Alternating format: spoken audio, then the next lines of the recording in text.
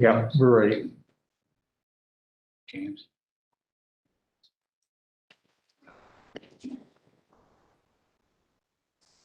Well, good evening, everybody, and welcome to the Tuesday, August 17, 2021 City Council Work Session meeting. And we're holding it in the community room at City Hall. Roll call, please. Clerk Ellison. Councilmember Anderson. Here. Councilmember Jackson. Here. Councilmember Pierce. Here. Councilmember Staunton. Here. Mayor Hildman. Here. We've got one topic to discuss this evening, and that is the proposed budget for 2022-2023. And the city manager is going to lead this discussion, along with our finance team, including our newest member of the finance team. Okay. Shall we get started, Jim?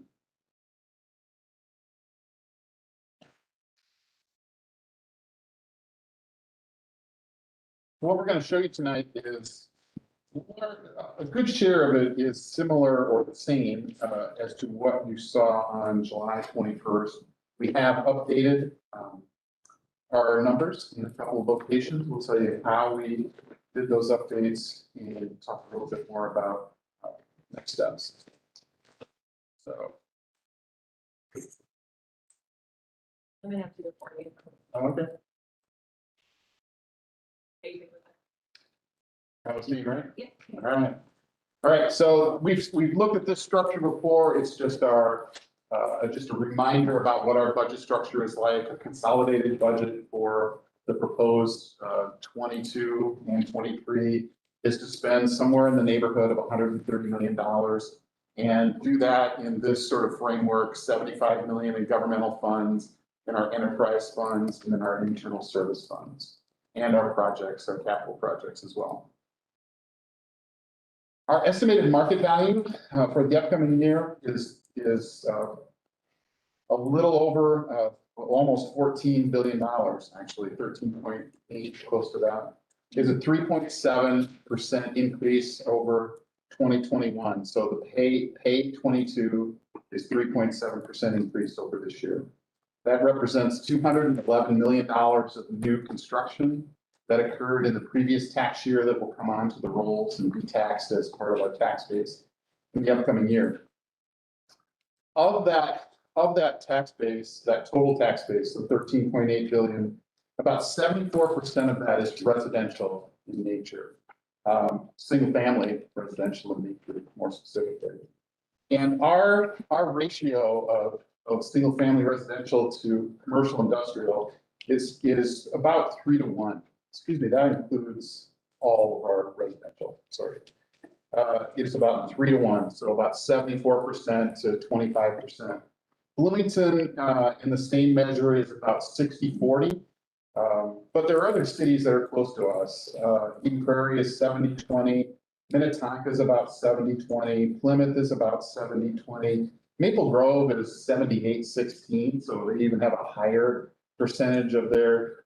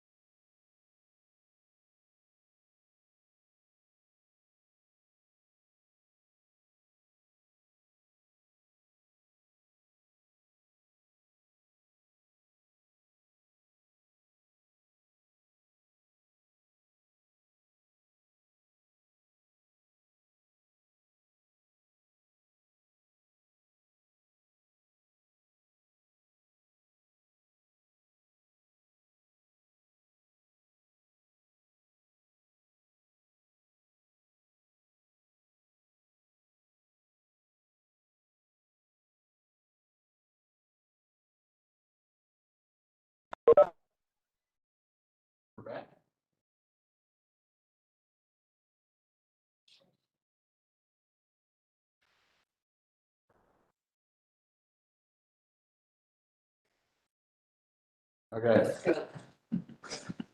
So now we're going to show you some more graphics that we've shown you before, but this is the work planning. This is our introduction to our work planning process. We have broad outcomes that we call evergreen because they stay the same from year to year. Objectives and strategies, both in our 4 pillars: the strong foundation, reliable service, livable city, and better together.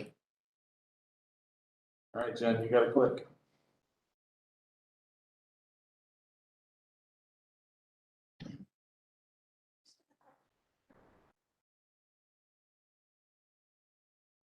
So the budget work plan that we're working from, these are initiatives that we have picked up from council, whether it was at our March retreat together or at other times during the year from our CIP and from previous budgets. But these are sort of some of the main projects or main initiatives, programs, services that are driving our individual work plans and departmental work plans for the upcoming year. So this is a place where I'm telling you what I think you've told us, all right? So if I'm not right about that, this is a good time to tell me that, whether it's tonight or sometime before we get too deep into September, where we can make some changes. So reliable service, we've divided these up into the four main pillars. Let's pop through this. Next one, Jen. Quick look at our livable city items and the next one. Next one, Jen. Is it this? Is it the?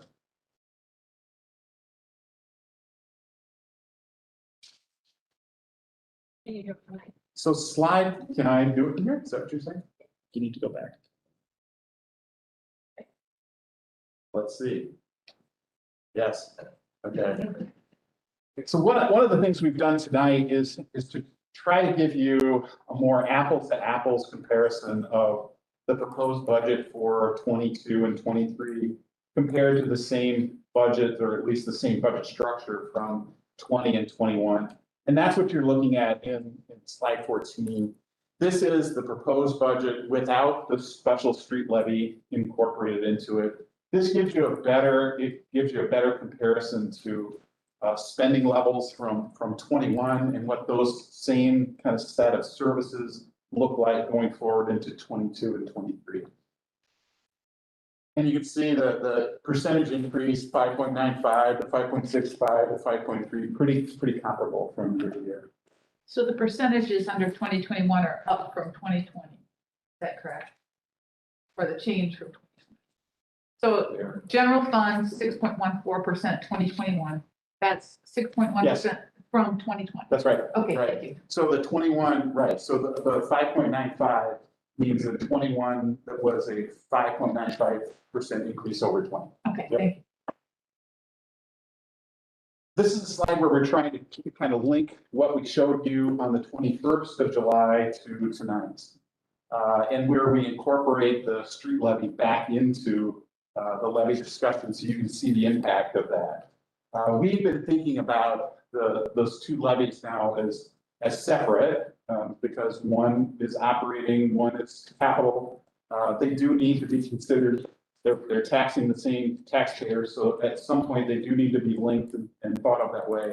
But in terms of evaluating what's reasonable, what's important, what's feasible for us to do on an operating side, we've split them for you to see that tonight.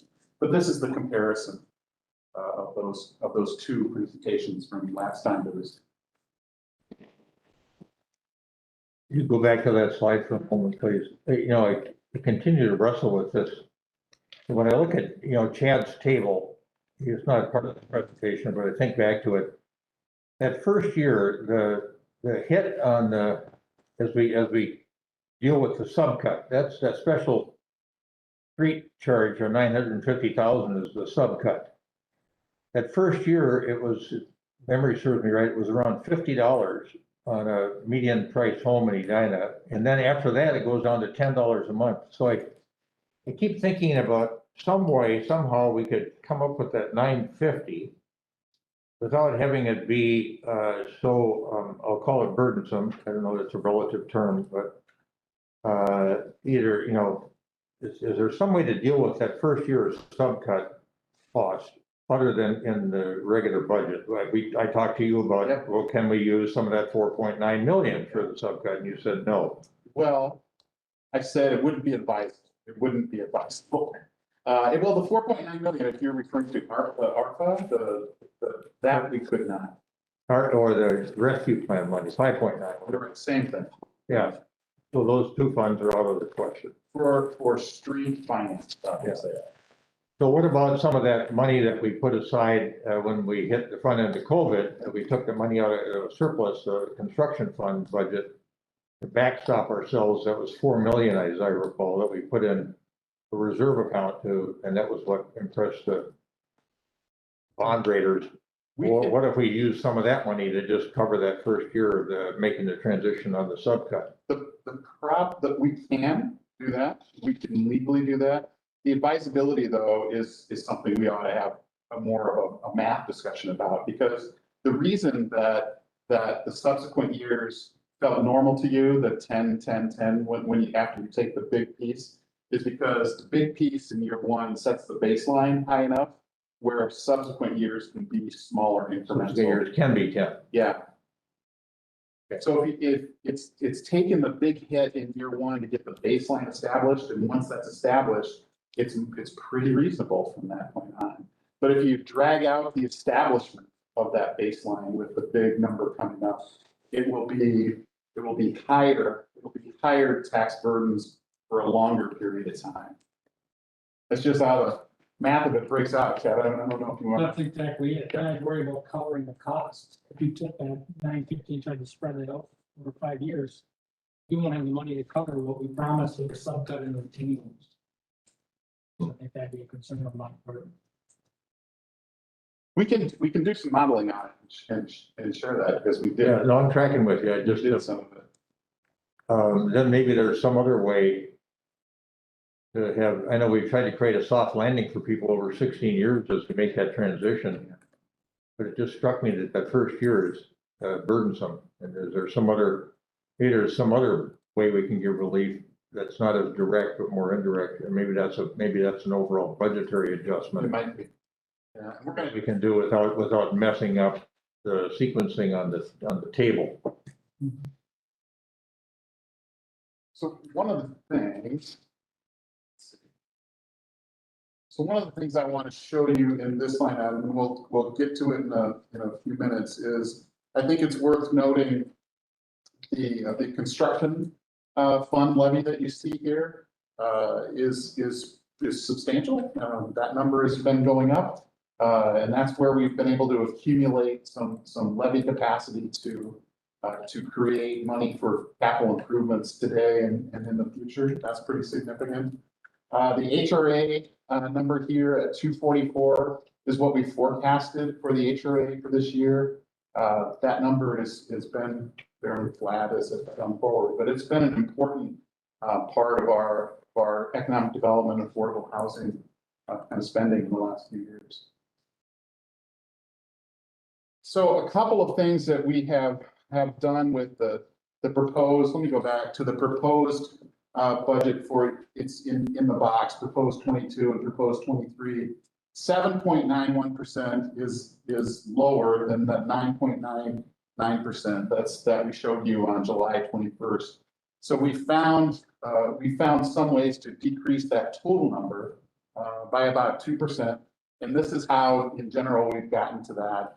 We did a lot more analysis on our budgeted expenses with regards to employee health insurance. We went into the market this year to bid that insurance package. It came back with a pretty competitive bid. So we've been able to take those savings that we had projected and be more precise about the costs for the upcoming 2 years. So that's where that number came from. We also took a look at some of our facility staff costs and where we were attributing those to what budgets. Their facility staff are one of those groups of employees in our city where we pay them out of utility funds, stormwater funds, all different funds, so our general fund, of course, too. But we did a little bit of reallocation of how we paid for them. We also took another look at our forecast for building permit revenue in the upcoming 2-year time period. You know, we do have a sense of what's coming down the pipeline, what's kind of working its way through our planning process, what we hear about in the market, and how that might impact our building permit revenues. We did another look at that and added some additional revenue there. And we're also taking a little bit of budget stabilization fund and adding it to our bottom line to bring that levy number down. And that's what you had suggested. We take a look at that at the last meeting in July. So we have done that, about 250,000 in that case. So if you look at that 7.91% total levy growth, about 2.26% of it is directly attributable to the special street levy. The rest of it, the 5.6%, these are the major components of it. About half of that 5.65% is wage increases. There's a piece of it for benefit increases, 1.96% for service level changes, a small increase in the equipment levy, and a small increase in the utility levy. But that's how we get to 7.9. So again, this is I told you we'd come back to this. This is the increased capital funding for James and Carolyn. One of the spots where we weren't very strong in terms of our budgeting prior to 2019 was how we accumulated money for capital spending, capital improvements in the community. We really were tied more directly to having a good year the previous year in the general fund or other sources of revenue that weren't as dependable as a tax levy. So we found some ways going forward to convert expiring debt service levies into capital improvement levies, and that's where this is created. So far, a dependable $2 million levy for capital improvements going forward. That's something that's good for all of us. Good for us. It's both good for us in the present and good for people in the future as well. And we've done the same thing with our equipment levy, so that we can continue to refresh our equipment, our rolling stock, our IT equipment, et cetera.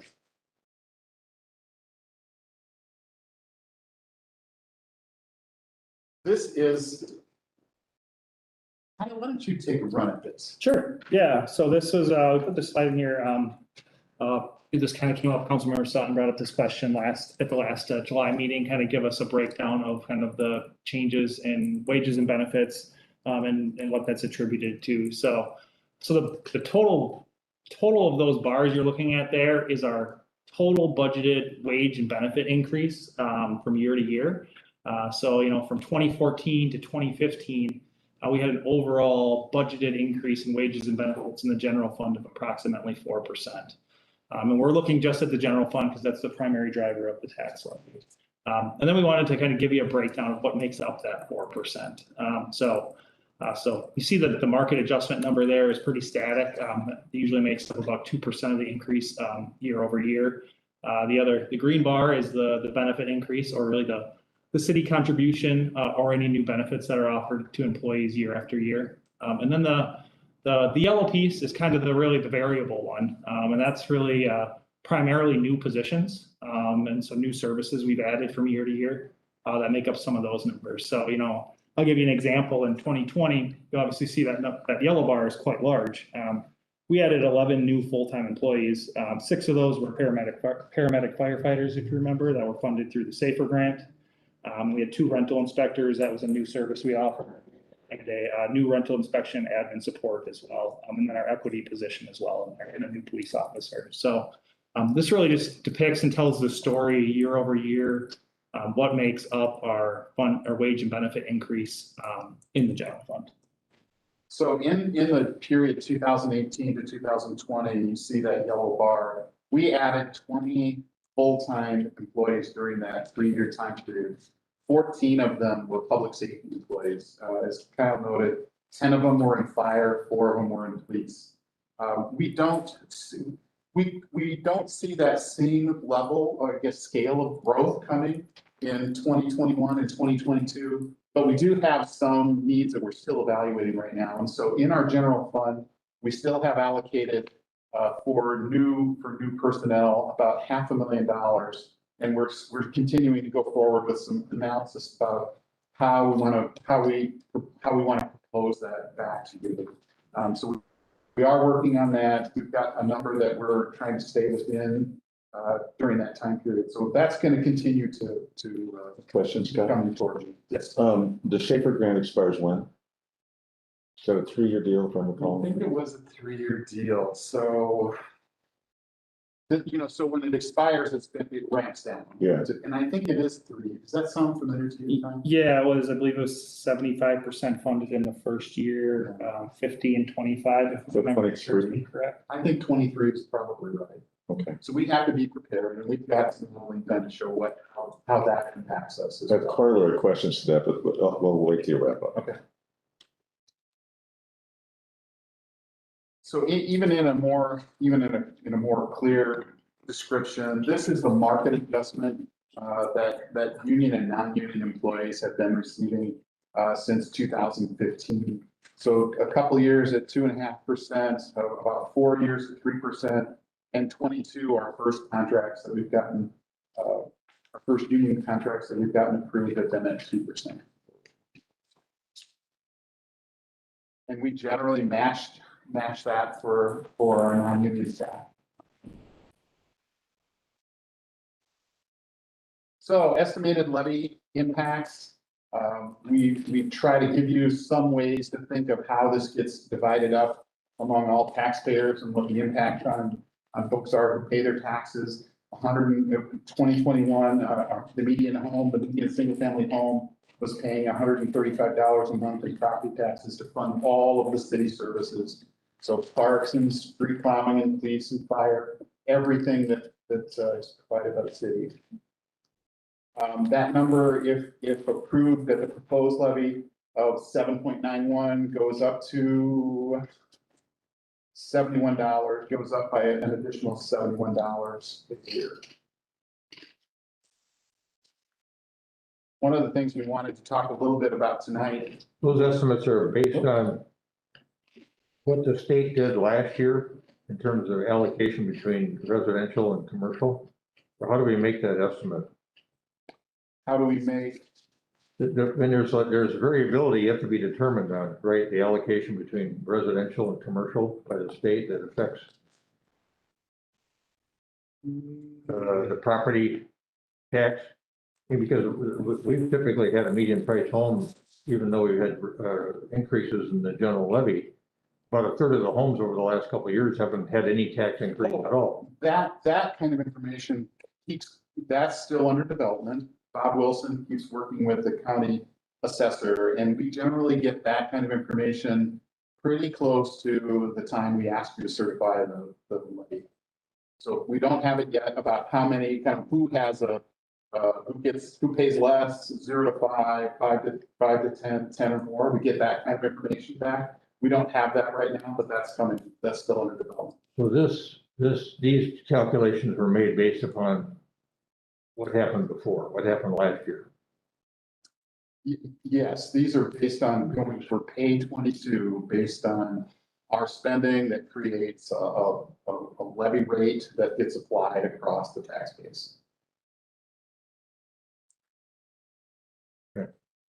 I guess for our purposes, it's helpful, but Yeah, we know that things can dramatically change based on what happens into the state. they can, yeah. So one of the things we wanted to show you this year that's unique to this year is the decertification of the Southdale 2 TIF district. And we want to show you that how the decertification of that TIF district, because of its magnitude, has an impact on all taxpayers, not just taxpayers in the district itself, but every taxpayer in the community.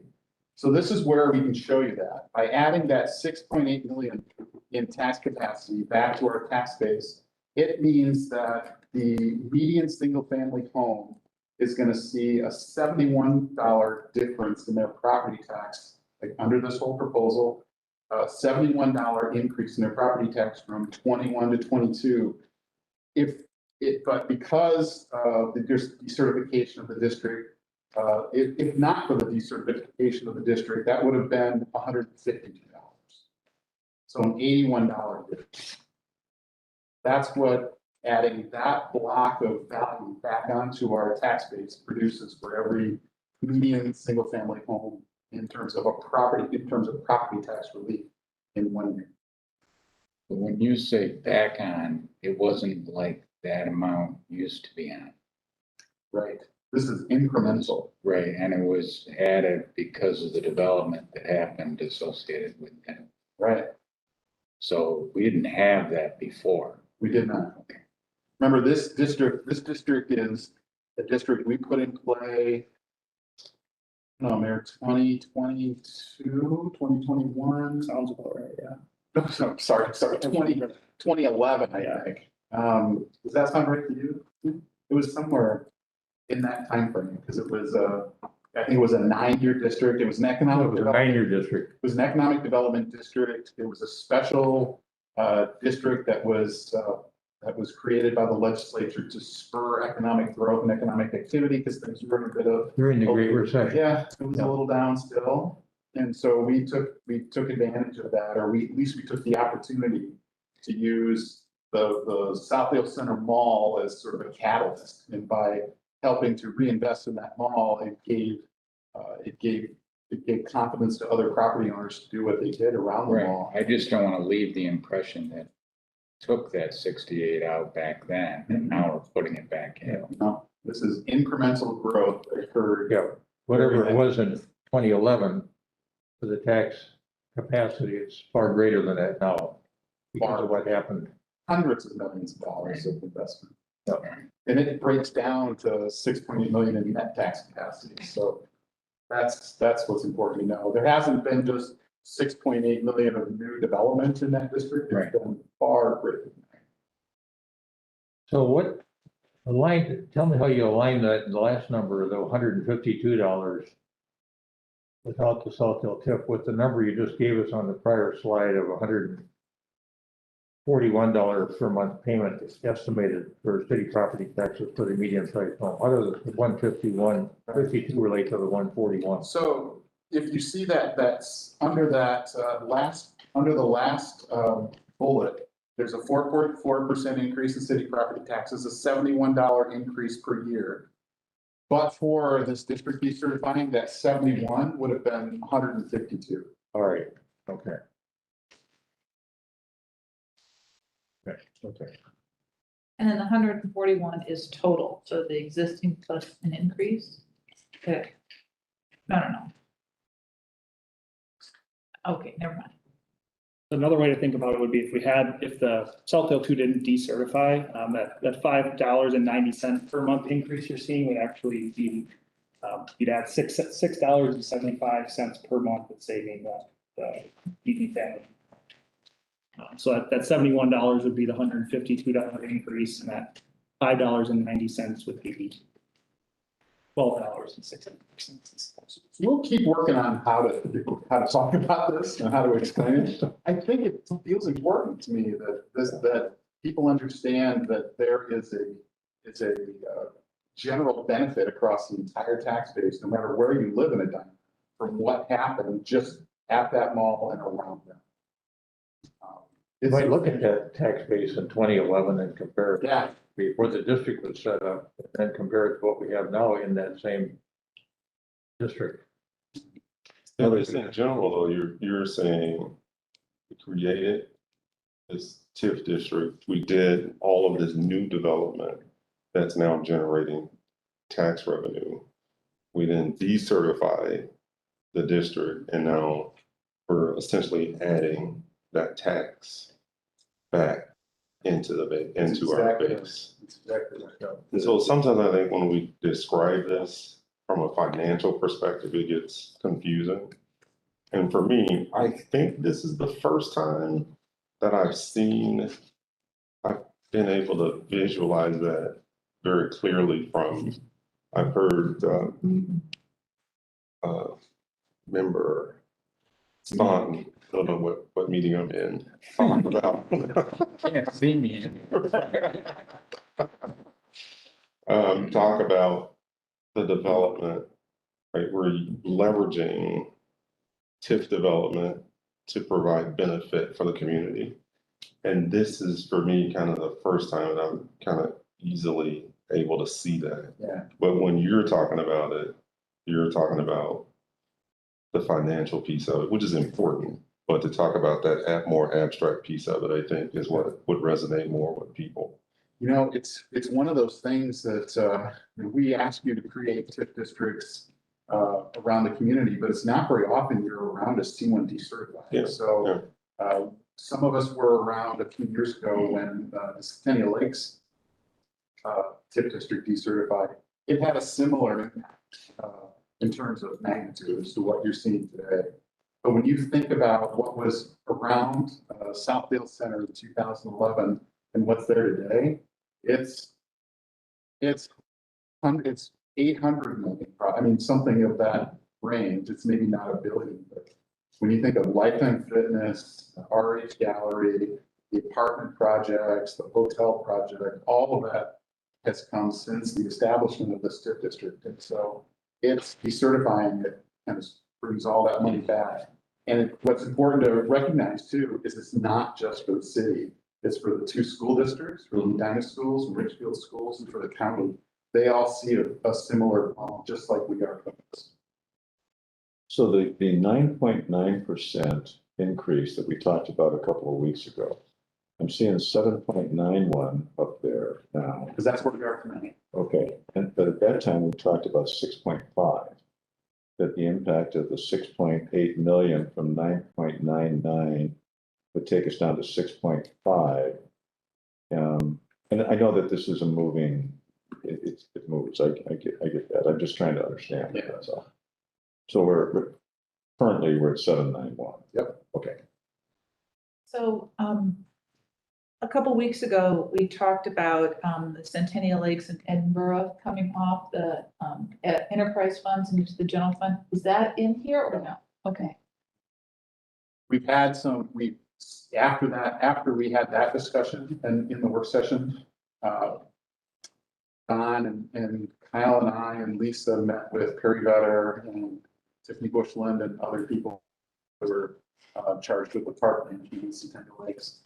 And had a pretty good discussion about let's see what we can do in terms of entrepreneurial innovation, new ideas about how do we manage Centennial Lakes Park to a different standard than we have. And so that's what we're going to do. So we're going to back off on the discussion about blending that into the general fund, at least in this budget year. I'm just thinking, from a historical standpoint, when we made that decision in 2011, we were just starting to crawl out of the Great Recession, and we said with that legislation in place, we could lend Simon Development, I think it was $5 million, maximize the remodel out there over and above what they put in. We could secure a location for a potential water treatment plant, and then we could set up a situation where Metro Transit could function out there with a separate transit operation. It wasn't just right next door to the mall. And the neighborhood was in disarray from a economic standpoint. There were some crappy old buildings across the street. And it really has had a profound impact that between us and Simon investing 20-30 million in the property, because it was historic property. That wasn't what the term they used, but they had some special category. Transferring old properties. Yeah, well, it was that lofty status of being one of the 10 buildings that changed America. Yeah, it's really been an incredible thing when you think about it. I haven't thought too much about it over the years, but right away came Southdale 1. Yep, student loan. Within a year, they built that thing, and then everything else triggered around it. Yeah. so Awning, there was that, that There picture. was that shabby old furniture store, old Wick Yeah. store there, that's now been replaced with the Onyx. You know, the Millennium, everything around there, everything on the site, yeah, Lifetime Fitness. Hundreds of millions of dollars worth of development because they now had confidence that the 500-pound gorilla, Southdale, was in decent economic shape. And they dared to make that investment. Anyway. We'll put a little bit more detail behind that, just to honor the depth of it. So you can see what happened, celebrate the success, that's what it was. I was like, no. I know, okay. Not in He's not in marketing. I'm not in marketing, for it. But something like that, because it's worth noting, right? It was a 9-year district, so it's possible that we can look back over 9 years. That's not such a long time compared to the 26-year districts or 15-year districts even that we saw. And I love the graphics that Chad does, Director Miller does, where you're using colors. You just have the map and you can just say, all right, these 8 buildings or whatever are yellow and they're yellow or green because of this process. I just think that would be a neat visual. We would never do this, but in my hometown, in Montgomery, there was a pension fund that was created 2 decades ago. And every time they use funds from the pension to do development, the building has a blue roof on it. And so now, 30 years later, my dad drives through downtown and you can see all these blue capped buildings. And so you get a sense of, right, my pension helped pay for that or whatever. So similar idea, yeah.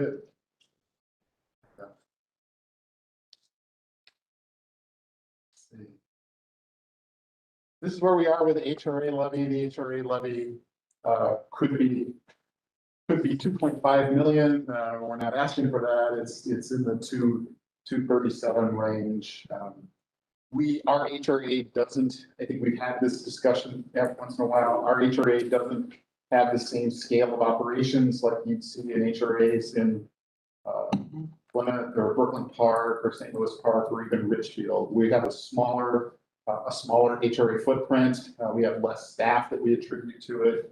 Even our rental housing staff work out of our community health division instead of out of our HRA. But so it could be a lot greater, but this is what we think we need, and it's a $9 per year from the median single family home. This is what our median single family home values have been in the chart on the bottom, and what that rate of growth has been over the years in the total tax base on top versus the city tax on the bottom.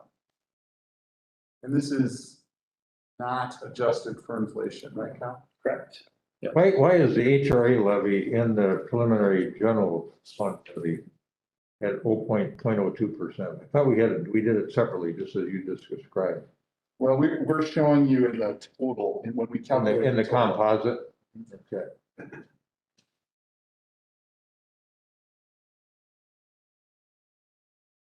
Finally, these are our next steps for budget.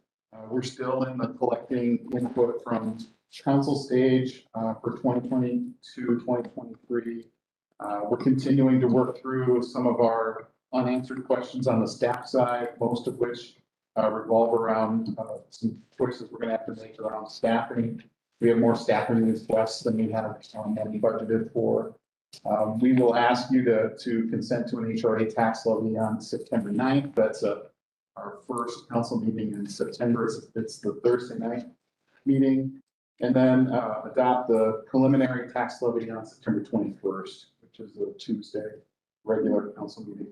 And then on from there, we'll continue to update you as this process, which is sort of iterative at its nature, kind of works its way all the way to our budget hearing on December 7th, and where you can take final action that night, or you can take final action on the proposed budget on December 21st. And that's the last council meeting of the year.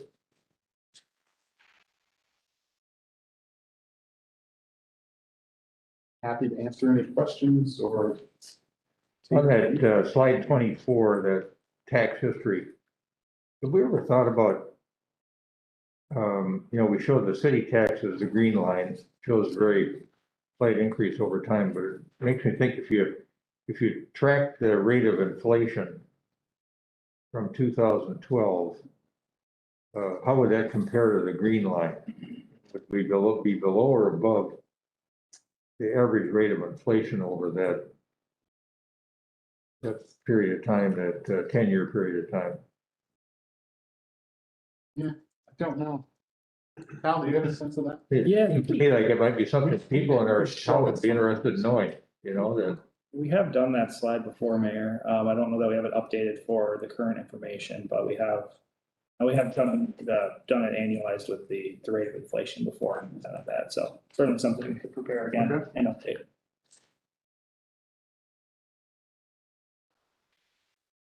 So going through the different work plans, that was just sort of to help inform where this presentation is going. Yes. Okay. And to make sure that we are on the same page as you as a group, that we major work plan drivers, cost drivers, we want to make sure that we've got them on plan. Because I noticed, in looking at the different work plans, one of the things is that the race and equity work is continuing from the task force work. And there's no update for the events of 2020. So that we looked at the events of COVID, but we didn't look at the murder of George Floyd and how that would impact the race and equity work of the city. And I think, I don't know what the next steps are, but I kind of feel like that needs to be updated. Yeah. And then the other thing is, now that we have the apartment licensing, the rental licensing, it would be nice to do some outreach, just, how staff come and talk to various community groups, to the apartment buildings that have programming.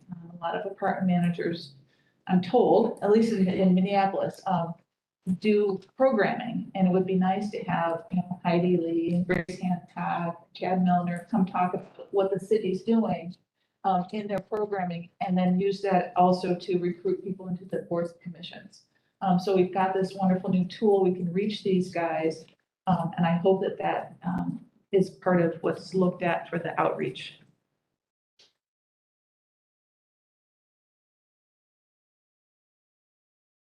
And then finally, I saw that there's a look at the Cahill industrial area. At some point in time during the comprehensive plan, we talked about maybe an additional small area plan for Londonderry 169.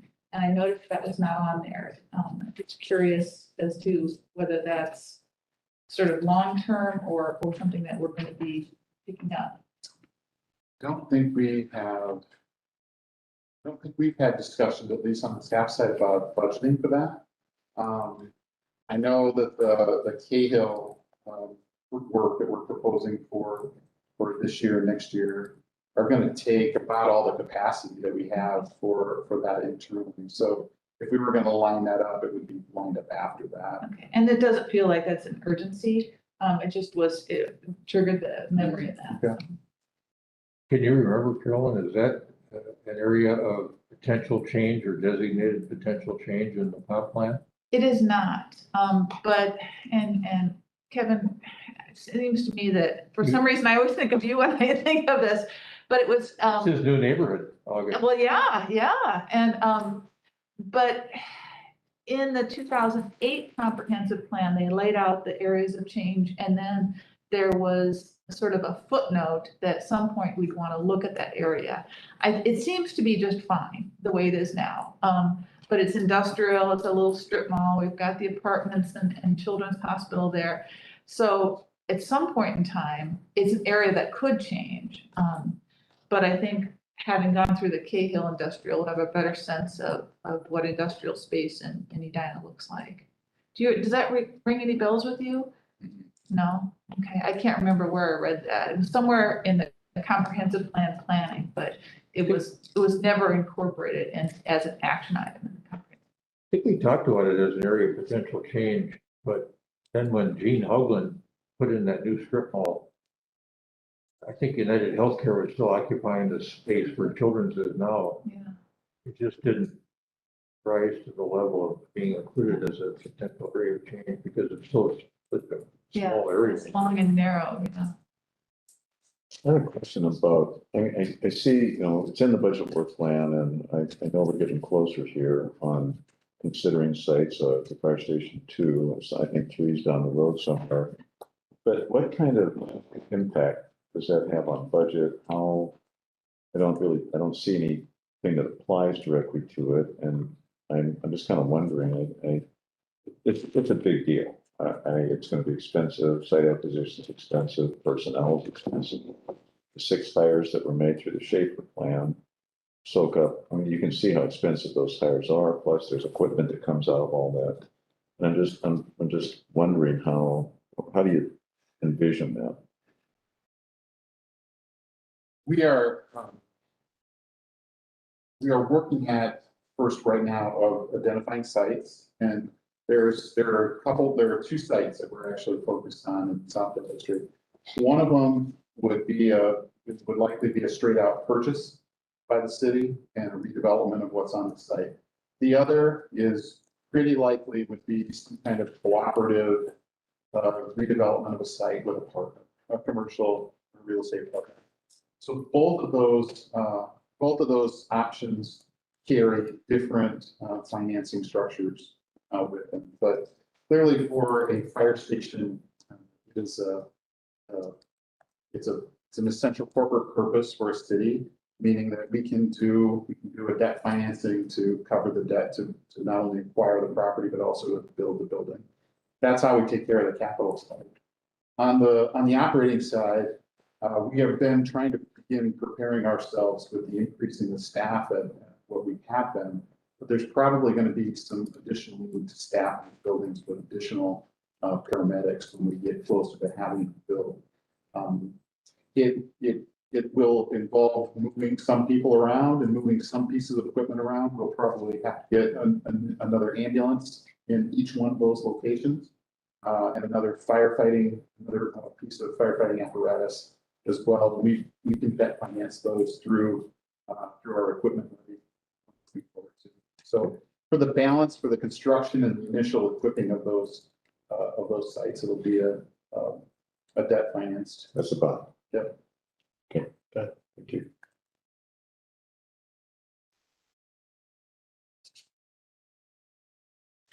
Other questions about Ellen raised a question about one of the elements of the 4 pillars that we have under the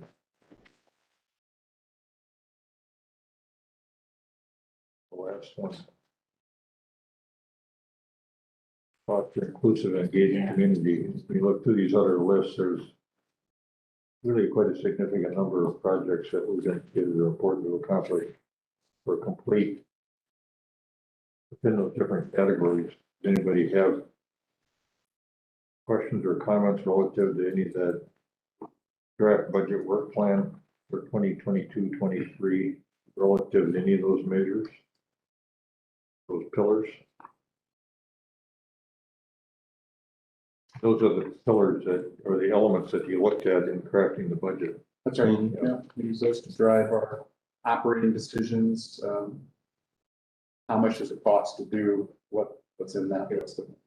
And in this PowerPoint, it's just meant to be a kind of a modest representation of what you saw here in this plan.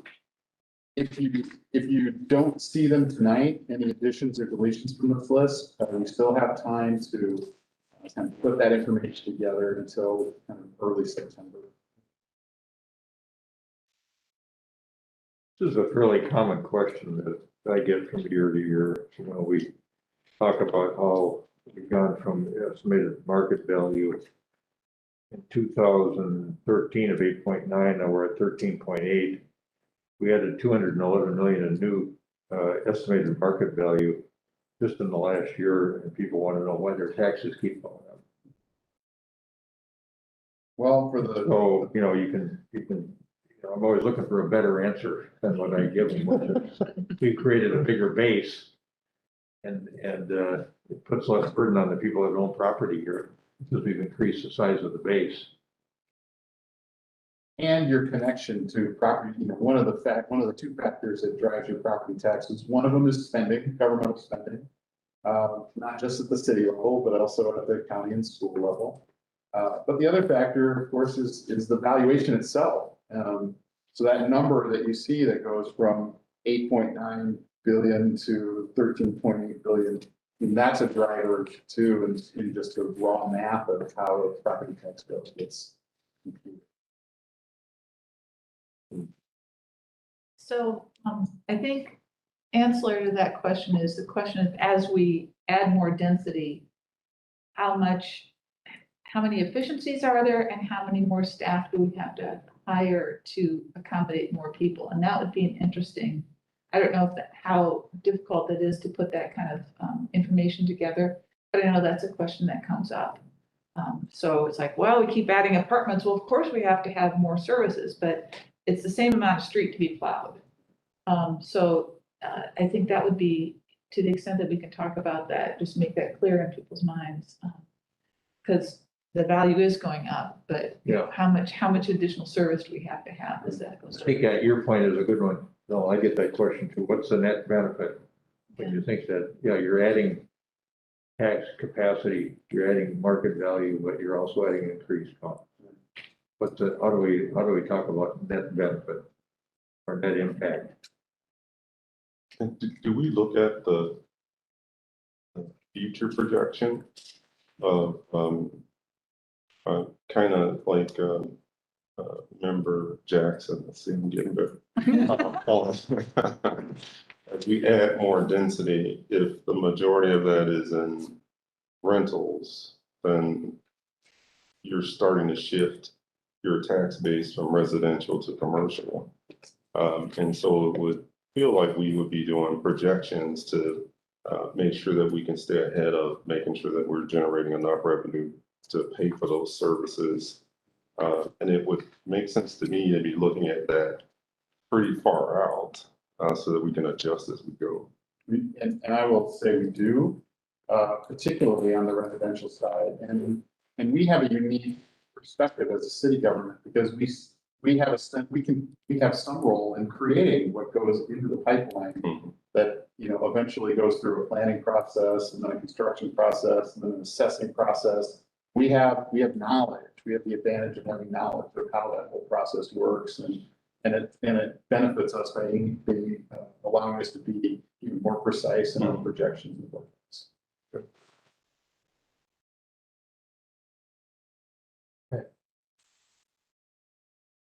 I think one of the things that I've noticed over time is that our strong emphasis on residential has let us capture that value entirely instead of having to peel off 40% of the tax base in the commercial industrial area and new properties that are added and send it to the fiscal disparity school. So for cities that are concentrated on commercial industrial, they're getting maybe 60% of the tax base. It's a huge difference. When you think of what could happen, for example, at the Perkins site.